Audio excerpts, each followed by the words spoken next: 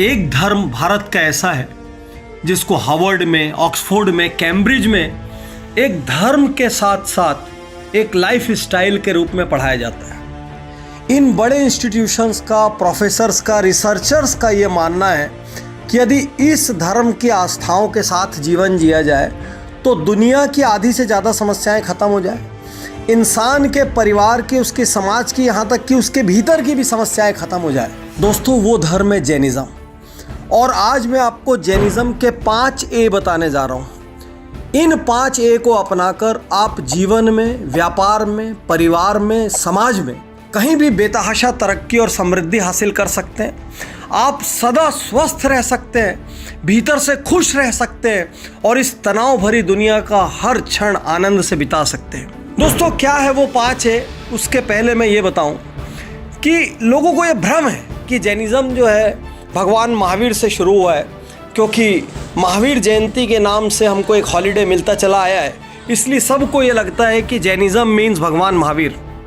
जबकि जैनिज़्म में 24 तीर्थंकरों यानी 24 भगवानों की श्रृंखला होती है, उसमें भगवान महावीर 24वें हैं और उनके लाखों साल पहले ये ऋषभनाथ भगवान से शुरू हुआ था। खास बात ये कि इस धर्म के अंदर साइंस इतना ज़्यादा छुपा हुआ है कि इसको हेल्थ के लिए और पर्सनल हैप्पीनेस के लिए सबसे बेस्ट रिलीजन्स में से एक माना गया है। यहाँ तक कि ग्लोबल प्रॉब्लम्स का सॉल्यूशन इसमें छुपा है। तो आइए देखते हैं कौन कौन से वो ए हैं जो एक कॉमन व्यूअर के जीवन में काम आ सकते हैं। सबसे पहला ए, अपोलॉजी डे।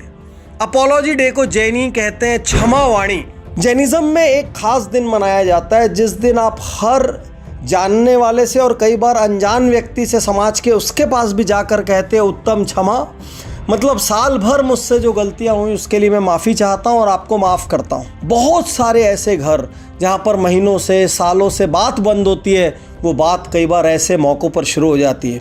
कई बार दोनों पक्ष ईगो की वजह से एक दूसरे से मन की बात नहीं कह पाते और उस दिन वो उत्तम क्षमा कहकर जब गले मिलते हैं या पैर छूते हैं, वहाँ से कम बातचीत शुरू हो जाती है। सोच कर देखिए, जैनिज़्म के अपोलॉजी सिद्धांत पहले ए को यदि आप अपनाते हैं तो आपके रिश्ते बहुत अच्छे रहेंगे और आप हर रात तनाव मुक्त होकर सोएंगे, क्योंकि आपके जीवन में नकारात्मकता नहीं होगी। जैनिज़्म का दूसरा ए, अहिंसा। कभी कभी सोचता हूँ कि भारत और पाकिस्तान अपना इतना बड़ा बजट हथियार में लगा देते हैं। सोच कर देखिए, यदि दुनिया में हथियार ना होते तो क्या होता? ये सारा पैसा कहाँ खर्च होता? ये सारा पैसा एजुकेशन में खर्च होता, हेल्थ में खर्च होता, बेसिक फैसिलिटीज़ में खर्च होता। तो मैक्रो लेवल पर यदि अहिंसा को अपनाएं तो विश्व की सैकड़ों प्रॉब्लम्स का सोल्यूशंस हो सकते हैं। माइक्रो लेवल पर यह अहिंसा क्या कहता है? ये कहता है डोंट किल, किसी को मत मारो। जैनिज़्म में एक चींटी चूहे को भी नहीं मारते, घर में चूहा मारने की दवाइयाँ भी नहीं रखते, क्योंकि चूहा मारने से भी दोष लगते हैं। चूहा कपड़े को काट जाए वो ठीक है, लेकिन चूहे को नहीं मारेंगे। लेकिन अहिंसा का सबसे ब्यूटीफुल चीज़ क्या है? सबसे ब्यूटीफुल चीज़ है non violence even in speech, यानी आपने मुंह से भी किसी को गलत बोला तो भी वो हिंसा है। और उससे भी बड़ा दोस्तों, क्रांतिकारी, यदि आपने मन में भी किसी के लिए गलत सोचा तो वो भी भाव हिंसा है, हिंसा इन थॉट्स। तो जब आप सोचिए कि धीरे धीरे आपके सबकॉन्शियस माइंड में हिंसा का ये फॉर्मेट हो जाएगा, तो ना आप मन से किसी के लिए गलत सोचेंगे, ना मुंह से गलत बोलेंगे और ना ही किसी को हर्ट करेंगे। तो अहिंसा को हम जितना ज़्यादा डीप रूटेड अपने भीतर करेंगे, उतना हम किसी को भी हर्ट करने से बचेंगे और जीवन बहुत ज़्यादा सुखमय होगा। ग्लोबली सैकड़ों समस्या, गल्फ से शुरू करके, चाइना से शुरू करके, जहाँ पर भी वर्ल्ड में हिंसा के हॉट स्पॉट्स बने हुए हैं, आप ये मान के चलिए यदि अहिंसा की डॉक्ट्राइन स्प्रेड होती है तो विश्व एक बहुत अच्छी जगह बनेगा रहने के लिए, a better place to live. तीसरा ए, जिसको दुनिया भर में गूगल से लेके माइक्रोसॉफ्ट तक सब प्रैक्टिस कर रहे हैं, जिसको बड़े बड़े जनरल इलेक्ट्रिक से लेके मर्सिडीज तक सारे कॉरपोरेशंस अपनी ट्रेनिंग्स में यूज करते हैं, उसका नाम है अनेकांतवाद। अनेकांत मीन्स मल्टी साइडेड, वाद means doctrine. So multi sided doctrine क्या कहती है? मल्टी साइडेड डॉक्ट्राइन ये कहती है कि हर इंसान का अपना एक व्यू पॉइंट होता है, उसके व्यू पॉइंट को भी समझो। तो कभी कभी जो कहते हैं ना कि सामने वाले के जूते में पैर डालकर देखो, बिजनेस में कहते हैं कस्टमर क्या सुनना चाहता है वो समझो, कस्टमर की रिक्वायरमेंट समझो, कस्टमर बन के सोचो। ये सब कुछ क्या है? अनेकांतवाद। यदि आपके पुत्र से लड़ाई होती है तो एक बार अपना पुत्र या बेटा बन के सोचो, बिटिया बन के सोचो। पार्टनर्स में लड़ाई हो रही तो सोचो वो ऐसा क्यों कर रहा है, वो बन के सोचो। तो हमारे सारे विवादों की जड़ क्या है कि सामने वाला हमारे हिसाब से काम नहीं करता। हर पिता अपने बेटे से क्यों नाराज रहता है? वो मेरी नहीं सुनता। बेटा क्यों नाराज रहता है? पापा मेरी नहीं सुनते। हस्बैंड नाराज रहता है, वाइफ नहीं सुनती। वाइफ नाराज रहता है, हस्बैंड नहीं सुनता। कोई किसी की नहीं सुनता। सबको लगता है मैं सही बोल रहा हूं, क्योंकि हम सब लाइफ में सिर्फ एकांतवाद प्रैक्टिस करते हैं, मीन्स वन साइडेडनेस।